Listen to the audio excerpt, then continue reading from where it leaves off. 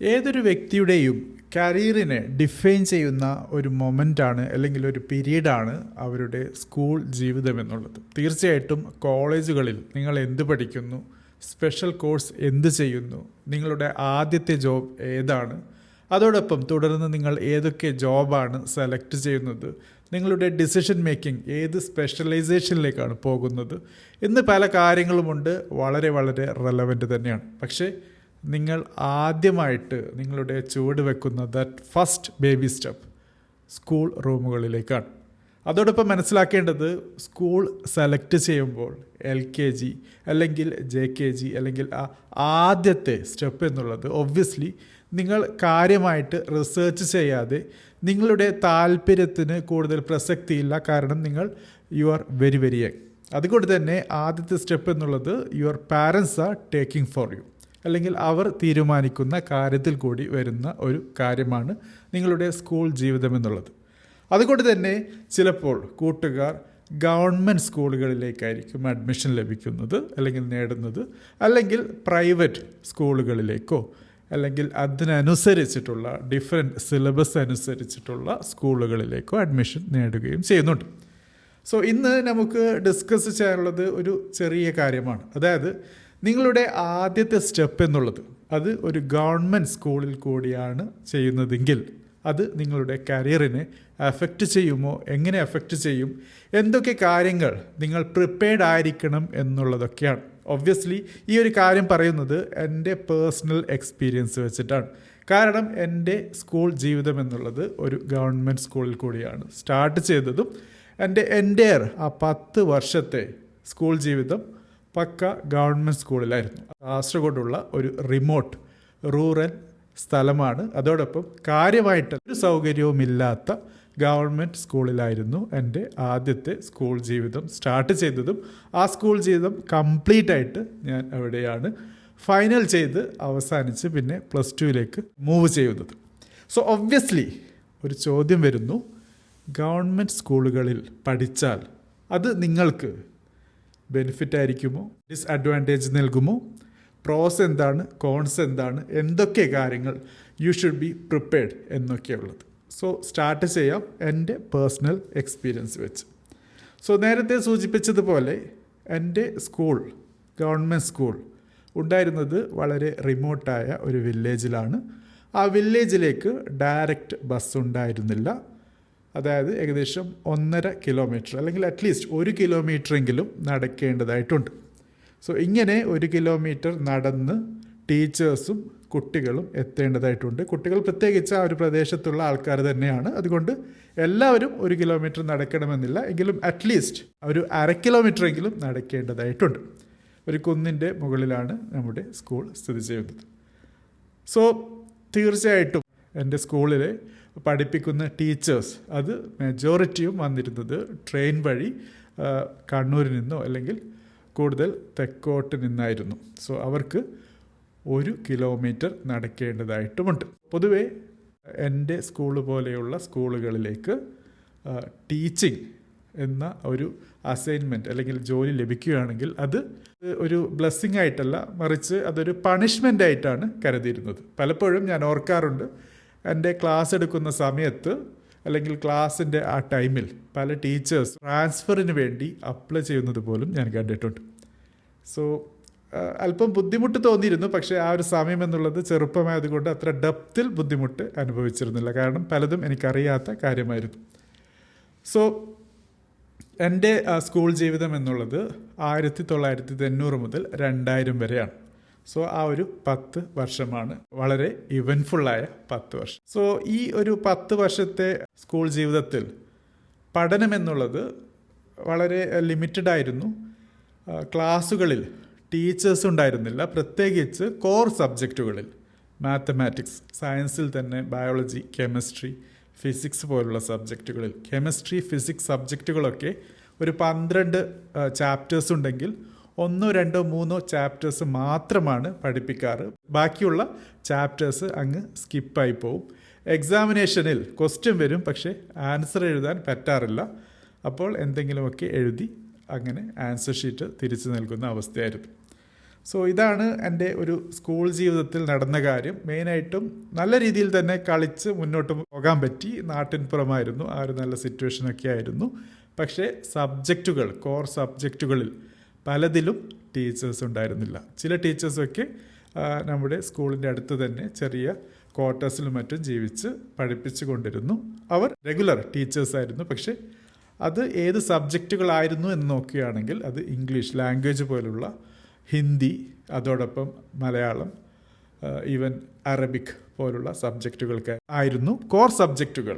Science സബ്ജക്റ്റുകൾ, mathematics സബ്ജക്റ്റുകൾക്കൊക്കെ റെഗുലറായിട്ട് teachers ഉണ്ടായിരുന്നില്ല. നിയമനം ലഭിക്കുന്ന ടീച്ചേഴ്സ് ട്രാൻസ്ഫറിന് അപ്ലൈ ചെയ്യുകയും പകുതിയിൽ വെച്ച് നിർത്തിപ്പോവുകയും ചെയ്യും. പിന്നീട് താൽക്കാലിക ടീച്ചേഴ്സായിരിക്കും, അതും എപ്പോഴെങ്കിലുമാണ് വരാറ്. സോ ഇതാണ് എൻ്റെ സ്കൂളിൽ നടന്ന കാര്യം. ഇനിയുള്ളത് ഈ സ്കൂൾ ജീവിതം കഴിഞ്ഞ് പിന്നീട് +2 കടന്നു. +2 എന്നുള്ളത് വളരെ നല്ല ഒരു സ്കൂളായിരുന്നു. പ്രോപ്പറായിട്ടുള്ള പ്രൈവറ്റ് മാനേജ്മെൻറ്റിൻ്റെ അണ്ടറിലുള്ള സ്കൂളായതുകൊണ്ട് തന്നെ 10th വരെ എനിക്കുണ്ടായ ആ ഒരു പ്രശ്നം +2 ഞാൻ കോമ്പൻസേറ്റ് ചെയ്തു. പിന്നീട് ഗ്രാജുവേഷൻ എൻജിനീയറിങ്ങിലേക്ക് പോകുമ്പോൾ ആണ് ശരിക്കും പ്രശ്നങ്ങൾ തലപൊക്കിയത്. 10th വരെ പഠിക്കാത്ത കാര്യങ്ങളുടെ പ്രശ്നങ്ങൾ അനുഭവിക്കാൻ തുടങ്ങുന്നതും പിന്നീട് അതെന്നെ എഫക്റ്റ് ചെയ്യുന്നതും മെയിനായിട്ടും ഡിഗ്രിയിലാണ്. പിന്നീട് അതിനേക്കാളും കൂടുതൽ എഫക്റ്റ് ചെയ്തത് ഡിഗ്രി ഫൈനൽ ഇയർ ആകുമ്പോൾ ജോബ് ഇൻ്റർവ്യൂസിലും അതോടൊപ്പം ജോലി നേടിയതിനു ശേഷം ജോലി സ്ഥലങ്ങളിലും ഒക്കെയാണ്. സോ ഇത് പറഞ്ഞത് എൻ്റെ പേഴ്സണൽ അനുഭവം വെച്ച് ചെറിയൊരു എക്സാമ്പിളാണ്. നിങ്ങളുടെ കുട്ടിയെ ഒരു ഗവൺമെൻറ് സ്കൂളിൽ ചേർക്കുകയാണെങ്കിൽ ഒരിക്കലും അതൊരു ലിമിറ്റേഷനല്ല.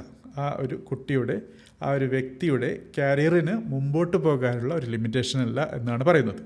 സോ ഇത്രയും ഫെസിലിറ്റി ഇല്ലാത്ത ഒരു ഗവൺമെൻറ് സ്കൂളിൽ പഠിച്ച എനിക്ക് ഒബ്വിയസ്ലി പല കാര്യങ്ങളിലും ബുദ്ധിമുട്ട് അനുഭവിച്ചിരുന്നു. പക്ഷേ ആ ബുദ്ധിമുട്ടുകളൊക്കെ എനിക്ക് മറികടക്കാനും പറ്റിയിട്ടുണ്ട്. അത് എൻ്റെ കാര്യത്തിൽ മാത്രമല്ല, ഗവൺമെൻറ് സ്കൂളിൽ പഠിക്കുന്ന എല്ലാ കുട്ടികൾക്കും ചെയ്യാൻ പറ്റുന്ന കാര്യം തന്നെയാണ്. ചെറിയൊരു കാര്യം മാത്രമാണ് വേണ്ടത് അവരുടെ രക്ഷിതാക്കളുടെ ഭാഗത്തു നിന്ന്. Parents should take proactive approach. കുട്ടികളെ പഠിപ്പിക്കാനുള്ള ഒരു ചെറിയ സ്റ്റെപ്പ് എടുക്കണം എന്നുള്ളതാണ്. അതായത് വീട്ടിലിരുത്തി പഠിപ്പിക്കണം എന്നല്ല, മറിച്ച് അവർക്ക് ചില സബ്ജക്റ്റുകളിൽ ട്യൂഷൻ കൊടുക്കണം എന്നുള്ളതാണ്. കോർ സബ്ജക്റ്റുകളിൽ അങ്ങനെ ട്യൂഷൻ എനിക്കും ലഭിച്ചിരുന്നു. പ്രത്യേകിച്ച് ഇംഗ്ലീഷ്, മാത്തമാറ്റിക്സ് സബ്ജക്റ്റുകളിലാണ്. അതിൽ എനിക്ക് നല്ല ബെനിഫിറ്റും പിന്നീട് നേടാൻ പറ്റിയിട്ടുണ്ട്. സോ അതുകൊണ്ട് തന്നെ ഗവൺമെൻറ് സ്കൂളുകളിൽ നിങ്ങളുടെ കുട്ടിയെ ചേർക്കാൻ ആലോചിക്കുകയാണ്, പ്ലാൻ ചെയ്യുകയാണെങ്കിൽ ഒബ്വിയസ്ലി അത് ആ കുട്ടിയുടെ ഫ്യൂച്ചറിനെ, കരിയറിനെ ഒരു രീതിയിലും എഫക്റ്റ് ചെയ്യില്ല എന്നാണ് എനിക്ക് മനസ്സിലാക്കാൻ പറ്റുന്നത്. പക്ഷേ ചെറിയ ചെറിയ സെറ്റ് ബാക്സ് ഉണ്ടാകും. അതായത് KVയിൽ പഠിച്ച, കേന്ദ്രീയ വിദ്യാലയയിൽ പഠിച്ച, അതോടൊപ്പം CBSE സ്കൂളുകൾ, അതും ഹൈഫൈ CBSE സ്കൂളുകൾ, അവിടുത്തെ ടീച്ചേഴ്സ്, അവിടുത്തെ ഫെസിലിറ്റി, അതൊക്കെ നേടി വന്ന കുട്ടികളുമായി കമ്പയർ ചെയ്യുമ്പോൾ ഈ ഗവൺമെൻറ് സ്കൂളുകളിൽ, അതും നല്ല രീതിയിലുള്ള ഗവൺമെൻറ് സ്കൂളുകളല്ല, മറിച്ച് നേരത്തെ പറഞ്ഞ പോലെ ഫെസിലിറ്റി ഒന്നും ഇല്ലാത്ത, ടീച്ചേഴ്സ് ഇല്ലാത്ത സ്കൂളുകളിൽ നിന്ന് വരുന്ന കുട്ടികൾ വലിയ കമ്പാരിസൺ അവർ തീർച്ചയായിട്ടും അനുഭവിക്കും. അത് +2 അനുഭവിക്കും, ഗ്രാജുവേഷൻ ഡിഗ്രി സമയത്ത് അനുഭവിക്കും, ജോബിൽ പ്രത്യേകിച്ച് ഫസ്റ്റ് ജോബിൽ അവർ അത് അനുഭവിക്കും, അവരുടെ ഫ്രണ്ട് സർക്കിളിൽ അത് അനുഭവിക്കും. അതൊക്കെ ഉണ്ടാകും. പക്ഷേ ഈ ഉണ്ടാകുന്ന കമ്പാരിസൺ അല്ലെങ്കിൽ ഉണ്ടാകുന്ന ആ ഒരു ഡിഫറൻസ് അത് കുട്ടിക്കും അതോടൊപ്പം പാരൻസും അല്പം മനസ്സ് വെച്ചാൽ മാറ്റിവെക്കാവുന്നതേ ഉള്ളൂ. സോ നിങ്ങൾക്ക് പ്രൈവറ്റ് സ്കൂളുകളിൽ വലിയ ഫീസുണ്ട്, അഫോർഡ് ചെയ്യാൻ പറ്റുന്നില്ല, അല്ലെങ്കിൽ താല്പര്യമില്ല എങ്കിൽ ഒരു രീതിയിലും പേടിക്കേണ്ട ആവശ്യമില്ല. ഗവൺമെൻറ് സ്കൂളിൽ തന്നെ മതിയാകും. പക്ഷേ ചില കാര്യങ്ങൾ ശ്രദ്ധിക്കണം. ഒന്ന്, പ്രൈവറ്റ് ട്യൂഷൻസ്. ഇന്ന് നമുക്കറിയാം ഏകദേശം എല്ലാ സബ്ജക്റ്റുകളും പഠിപ്പിക്കാൻ യങ്സ്റ്റേഴ്സുണ്ട്, കോളേജുകളിൽ പോകുന്ന യങ്സ്റ്റേഴ്സുണ്ട്. ഇത് ചിലപ്പോൾ നേരത്തെ പറഞ്ഞ ICSE, CBSE പോലെയുള്ള സിലബസുകളിൽ കഴിഞ്ഞ കുട്ടികളാകാം, KV പഠിച്ച കുട്ടികളാകാം. സോ ഇവർക്കൊക്കെ ചെറിയൊരു ഫീസ് കൊടുത്ത്, അല്ലെങ്കിൽ അവർക്ക് ചെറിയൊരു ട്യൂഷൻ ഫീസൊക്കെ കൊടുത്ത് ഒബ്വിയസ്ലി നിങ്ങൾക്ക് നിങ്ങളുടെ കുട്ടിയെ അവരുടെ സബ്ജക്റ്റുകൾ, ഏതൊക്കെ സബ്ജക്റ്റുകളിലാണോ അവർ പിന്നോട്ടുള്ളത്, അല്ലെങ്കിൽ സ്കൂളുകളിൽ ടീച്ചേഴ്സിൽ ഇല്ലാത്തത്, അല്ലെങ്കിൽ സ്കൂളുകളിൽ ടീച്ചേഴ്സ് ഉണ്ടെങ്കിൽ തന്നെ അവർ പ്രോപ്പർ അല്ലാത്തത്, ആ സബ്ജക്റ്റുകൾ ഐഡൻറ്റിഫൈ ചെയ്ത് അല്ലെങ്കിൽ നിങ്ങളുടെ കുട്ടിയുടെ വീക്ക് സ്പോട്ട് മനസ്സിലാക്കി അവരെ ഈ രീതിയിലുള്ള സ്പെഷ്യൽ ട്യൂഷന് അയക്കുക. ഒന്ന്. രണ്ടാമത് പ്രശ്നം വരുന്നത് അവരുടെ കമ്മ്യൂണിക്കേഷനാണ്.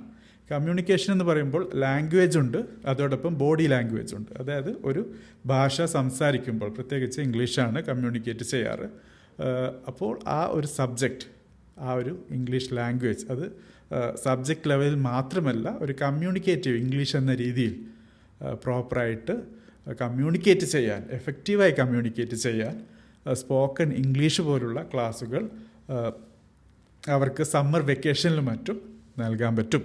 സോ അങ്ങനെ കമ്മ്യൂണിക്കേഷൻ എന്നുള്ള പാർട്ട് നിങ്ങൾക്ക് വളരെ കോൺഫിഡൻ്റ് ആയിട്ട് തന്നെ നിങ്ങളുടെ കുട്ടികളെ ട്രെയിൻ ചെയ്തെടുക്കാൻ പറ്റുന്നുണ്ട്. പിന്നീട് വരുന്നത് ബോഡി ലാംഗ്വേജ് ആണ്. ബോഡി ലാംഗ്വേജ് അത് കോൺഫിഡൻസിൽ നിന്ന് വരേണ്ടതാണ്. ഇന്ന് ഞാൻ മനസ്സിലാക്കിയിടത്തോളം 1990 മുതൽ 2000 വരെയുള്ള ഗവൺമെൻറ് സ്കൂളുകളെ പോലെയല്ല, മറിച്ച് ദേ ആർ മച്ച് അഡ്വാൻസ്ഡ് എന്നാണ് മനസ്സിലാക്കാൻ പറ്റുന്നത്. അതായത് കുട്ടികളുടെ കോൺഫിഡൻസ് ബിൽഡിങ്ങുമായി ബന്ധപ്പെട്ട് പല പ്രോഗ്രാംസും സ്കൂളുകളിൽ തന്നെ നടക്കുന്നുണ്ട് എന്നുള്ളതാണ്. അതെല്ലാം നടക്കുന്നില്ലെങ്കിൽ നിങ്ങൾക്ക് നിങ്ങളുടെ കുട്ടിയെ നേരത്തെ പറഞ്ഞ പോലെ സ്പോക്കൺ ഇംഗ്ലീഷ് പോലെ പല സമ്മർ ക്യാമ്പുകളിലേക്കും അയക്കാൻ പറ്റും. സോ അവിടെ നിങ്ങളുടെ കുട്ടികൾ ഏതെങ്കിലും രീതിയിൽ പിറകോട്ടാണെങ്കിൽ ആ ഒരു ഗ്യാപ്പ് അങ്ങനെയും നിങ്ങൾക്ക് ഫില്ല് ചെയ്യാൻ പറ്റും. സോ ഗവൺമെൻറ് സ്കൂളുകളിൽ നിങ്ങളുടെ കുട്ടികളെ അയക്കുന്നതിൽ കൂടി എന്തൊക്കെ കാര്യങ്ങൾ പിന്നോട്ടടിക്കാൻ സാധ്യതയുണ്ട് അതിനെ നിങ്ങൾ മനസ്സിലാക്കി നിങ്ങളുടെ കുട്ടികളുടെ ആ പ്രശ്നങ്ങൾ എന്തൊക്കെ കാര്യങ്ങളിലാണ് പിറകോട്ടുള്ളത് അത് ഐഡൻറ്റിഫൈ ചെയ്ത് അതിനാവശ്യമായ പരിഹാര ക്രിയകൾ ചെയ്യുക എന്നുള്ളതാണ്. സോ എങ്കിൽ നിങ്ങൾക്ക് തീർച്ചയായിട്ടും ഗവൺമെൻറ് സ്കൂളുകളിൽ പഠിച്ച അല്ലെങ്കിൽ പഠിക്കുന്ന കുട്ടികളെയും നേരത്തെ പറഞ്ഞ CBSE, ICSE, KVയിൽ പഠിക്കുന്ന കുട്ടികളുടെ അതേ നിലവാരത്തിലേക്ക് കൊണ്ടുപോകാൻ പറ്റും. പക്ഷേ ലാക്ക് ചെയ്യുന്നത്, അതായത് ചില കാര്യങ്ങൾ നികത്താൻ പറ്റില്ല. മെയിനായിട്ടും ഫ്രണ്ട് സർക്കിൾ, അത് KVയിൽ പോയാൽ ഉണ്ടാകുന്ന ആ ഒരു ഫ്രണ്ട് സർക്കിൾ അത് ഡിഫറെൻ്റ് ആയിരിക്കും. പ്രത്യേകിച്ച് ഉദ്യോഗസ്ഥരുടെ മക്കളും അല്ലെങ്കിൽ ഒരു ഹൈഫൈ ഫാമിലിയിൽ വരുന്ന ആൾക്കാരുമൊക്കെ ആയിരിക്കും പലപ്പോഴും. സോ അങ്ങനെയുള്ളൊരു ഫ്രണ്ട് സർക്കിൾ ഗവൺമെൻറ് സ്കൂളുകളിൽ ചിലപ്പോൾ ഉണ്ടാകാൻ സാധ്യതയില്ല, അത് ഒരു കുറവായിരിക്കും. പക്ഷെ അതൊരു കുറവായി കാണാനും നിർവാഹമില്ല. കാരണം സമൂഹത്തിലെ എല്ലാത്തരം ആൾക്കാരുമായി ഇടപഴകി നമ്മുടെ കുട്ടികൾ മുന്നോട്ട് വരണം. എങ്കിൽ മാത്രമേ അവരൊരു റിയലിസ്റ്റിക് ആയിട്ടുള്ള ഒരു സിവിലിയനായി മാറൂ എന്നുള്ളതാണ്. പിന്നീട് നേരത്തെ സൂചിപ്പിച്ചൊരു കാര്യമാണ് ആദ്യത്തെ ജോബ്, അതോടൊപ്പം ഇൻ്റർവ്യൂ. അതിലൊക്കെ നമ്മുടെ ഗവൺമെൻറ് സ്കൂളുകളിൽ പഠിച്ച കുട്ടികൾക്ക് വലിയ പ്രശ്നം വരുന്നുണ്ട്, പ്രത്യേകിച്ച് കമ്മ്യൂണിക്കേഷൻ കോൺഫിഡൻസ്. അത് നികത്താനുള്ള കാര്യമാണ് നേരത്തെ പറഞ്ഞത്. പിന്നീട് ജോബിൽ എൻ്റർ ചെയ്താൽ അവിടെ എങ്ങനെ ബിഹേവ് ചെയ്യുന്നു, മീറ്റിംഗ്സിൽ, അതോടൊപ്പം ജോബ് ചെയ്യുന്നത് മാത്രമല്ല മറിച്ച് പ്രോപ്പറായിട്ട് കമ്മ്യൂണിക്കേറ്റ് ചെയ്യുക, ടീമിലെ നല്ല ഒരു ഇഫക്റ്റീവ് മെമ്പറായി മാറുക, കൺസ്ട്രക്റ്റീവായി ഫീഡ്ബാക്ക് കൊടുക്കുക, നല്ലൊരു ഡിസ്കഷൻ്റെ ഭാഗമാകുക, നിങ്ങളുടെ ഇൻപുട്സ് നല്ല രീതിയിൽ തന്നെ പറഞ്ഞ് ബോധിപ്പിക്കുക എന്നൊക്കെയുള്ളതും ഇമ്പോർട്ടൻ്റ് ആണ്. സോ ആ രീതിയിലുള്ള ഒരു സോഷ്യൽ ആയിട്ടുള്ള ഒരു എഫക്റ്റീവ് മെമ്പറാകുക അല്ലെങ്കിൽ ഒരു നല്ല ടീം പ്ലെയർ ആകുക എന്നുള്ളതും നമ്മുടെ ഗവൺമെൻറ് സ്കൂളുകളിൽ പല ആക്ടിവിറ്റീസിൽ കൂടി ചെയ്യുന്നുണ്ടെങ്കിലും അങ്ങനെയുള്ള ഒരു പരിമിതി നിങ്ങളുടെ കുട്ടികൾക്കുണ്ട് എന്ന് നിങ്ങൾക്ക് ഫീൽ ചെയ്യുകയാണെങ്കിൽ അതിനാവശ്യമായ ക്ലാസ്സുകൾ, കോച്ചിങ് ക്ലാസ്സുകൾ, ട്രെയിനിങ് പ്രോഗ്രാംസുകളൊക്കെ ഈ സ്കൂൾ പഠിക്കുന്ന സമയത്ത് തന്നെ നൽകുക. അത് പ്രത്യേകം ശ്രദ്ധിക്കുക എന്നുള്ളതാണ്.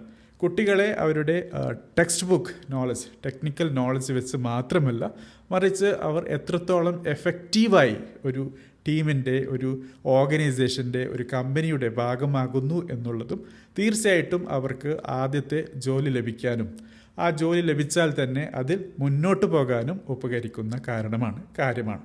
സോ ഇതാണ് എൻ്റെ ഗവൺമെൻറ് സ്കൂളിൽ ജീവിതം സ്റ്റാർട്ട് ചെയ്തതും എൻ്റെ കരിയറുമായി ബന്ധപ്പെട്ട് ഉണ്ടായ ചില പ്രശ്നങ്ങളിൽ കൂടി ഞാൻ മനസ്സിലാക്കിയ കാര്യം അത് നിങ്ങളുമായി ഷെയർ ചെയ്യാനുള്ളത്.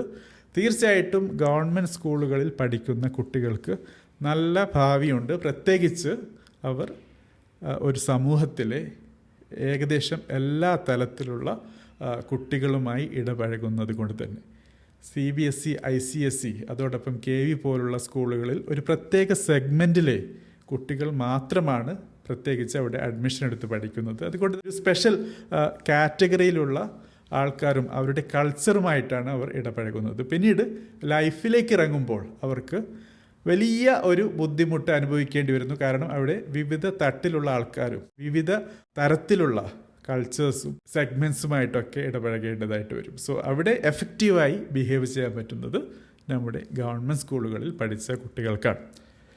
സോ ഇത് പറയുമ്പോൾ എൻ്റെ കുട്ടികൾ എല്ലാവരും പ്രൈവറ്റ് സ്കൂളിലാണ് പഠിക്കുന്നത്. പക്ഷേ അവരെയും എനിക്ക് ഗവൺമെൻറ് സ്കൂളിലേക്ക് ചേർക്കാൻ വലിയ താല്പര്യമുണ്ട്. തീർച്ചയായിട്ടും ഹൈസ്കൂൾ മുതൽ അവരെ ഗവൺമെൻറ് സ്കൂളിൽ തന്നെ പഠിപ്പിക്കണം എന്ന് ആഗ്രഹിക്കുന്ന ഒരു പാരൻ്റാണ്.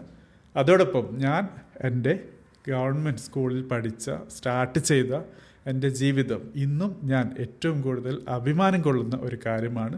നേരത്തെയൊക്കെ എൻ്റെ പാരൻസിനെ കുറ്റം പറഞ്ഞിരുന്നു, എന്തുകൊണ്ടാണ് എന്നെ ഗവൺമെൻറ് സ്കൂളിൽ ചേർത്തത്, നല്ല CBSE സ്കൂൾ ഉണ്ടായിരുന്നില്ലേ, ICSE സ്കൂൾ ഉണ്ടായിരുന്നില്ലേ, അവിടെ പഠിച്ചിരുന്നെങ്കിൽ എൻ്റെ ലൈഫ് വേറെ ലെവലിൽ ആകുമായിരുന്നു എന്നൊക്കെ പറഞ്ഞ് എൻ്റെ പാരൻസിനെ വളരെയധികം കുറ്റപ്പെടുത്തിയിരുന്നു. പക്ഷേ പിന്നീട് മനസ്സിലാക്കാൻ പറ്റിയത് ഉണ്ടായിരുന്നു ചില കുറവുകൾ. പക്ഷേ ആ കുറവുകളേക്കാൾ കൂടുതൽ നല്ല കാര്യങ്ങൾ എനിക്ക് പഠിക്കാൻ പറ്റി. ആ കുറവുകൾ നികത്താനുള്ള നല്ല ഓപ്പർച്യൂണിറ്റിയും എനിക്ക് ലഭിച്ചു. അത് ഞാൻ ഉപയോഗിച്ചു.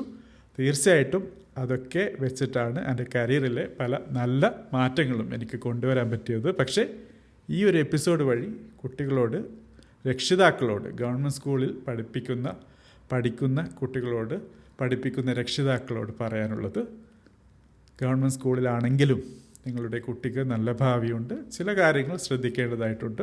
അത് നിങ്ങൾ ഇപ്പോൾ ചെയ്തു കൊടുക്കുകയാണെങ്കിൽ കുട്ടികൾക്ക് വലിയ സഹായകരമായിരിക്കും.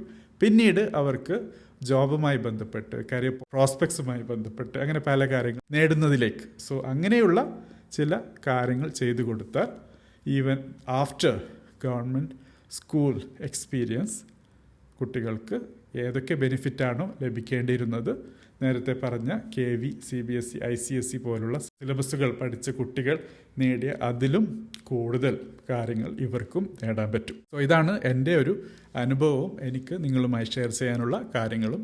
തീർച്ചയായിട്ടും ഈ ഒരു ടോപ്പിക്കുമായി ബന്ധപ്പെട്ട് നിങ്ങളുടെ വിലയേറിയ അഭിപ്രായം കമൻറ്റ് ബോക്സിൽ രേഖപ്പെടുത്തുക. Thank you for watching.